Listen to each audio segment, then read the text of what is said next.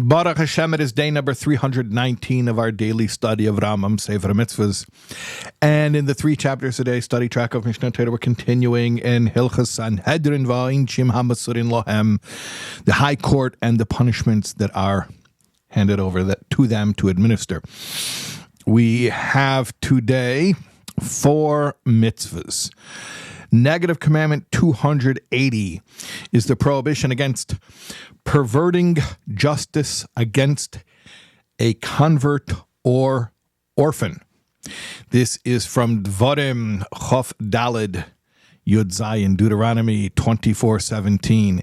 And this verse may be familiar to you from a mitzvah that we learned several weeks ago.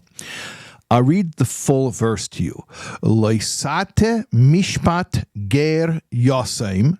Do not pervert the judgment of a righteous convert or an orphan. V'loisach vel beged almana, and don't take a widow's garment as collateral. Do you remember that mitzvah when we were learning Hilchos Malva v'loive, the halachas of the mitzvah of giving loans and how loans work? We had negative commandment 241, which was not to take a security, not to take collateral from a widow. Okay, so that prohibition was from this same verse, but also from this verse, we get this prohibition, which is from today's Sefer Mitzvahs, not to pervert the judgment of these 2 protected categories of people, the ger and the yosem, the convert and the orphan. Why? Because these are people who are often unprotected, marginalized, and they don't have people to stick up for them, so Torah gives them an extra measure of protection. Now you're going to say, hold on a second. You're not allowed to pervert justice for anybody. You're right, but this is a double prohibition. So you're right, perverting the justice against anyone is prohibited, but this makes it a violation of 2 prohibitions. Okay.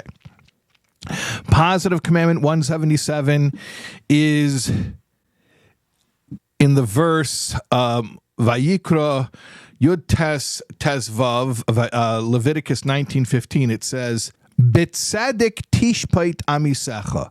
In righteousness you shall judge your fellow. What does it mean, in righteousness you shall judge your fellow? Okay, it means primarily to give equal treatment to the litigants, not to say to one of them, go ahead, speak your mind, talk as long as you want, and the other one you tell them, come on, hurry it up, we don't have all day. You have to give the litigants equal treatment. Also included in this positive commandment is that if a judge begins to hear the arguments of the litigants, it is now binding upon him, a positive commandment, to issue a ruling. And finally, and also included in this positive commandment, is just the general mitzvah for all of us, not just judges, but all of us, to judge our fellow favorably. B'tzedek.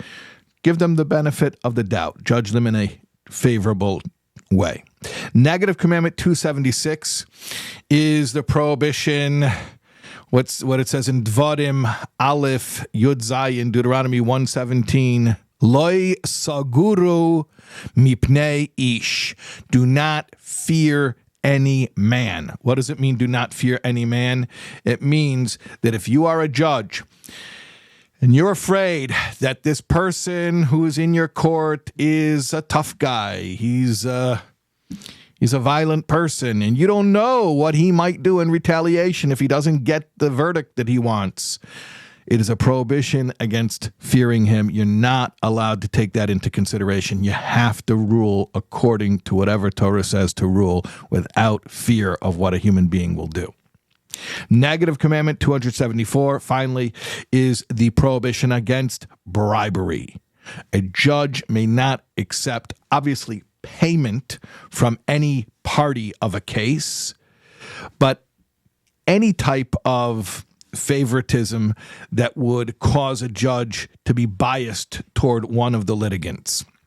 And there are various examples that are given in the Talmud and also brought in the Mishnah Torah by the Rambam of things that are really intangible. It's not payment, but it sort of creates an affinity between the judge and the litigant, and that's not okay. The judge can't really have any bias toward one litigant over the other. Okay, those are our mitzvahs for today. We'll see you for more tomorrow, God willing.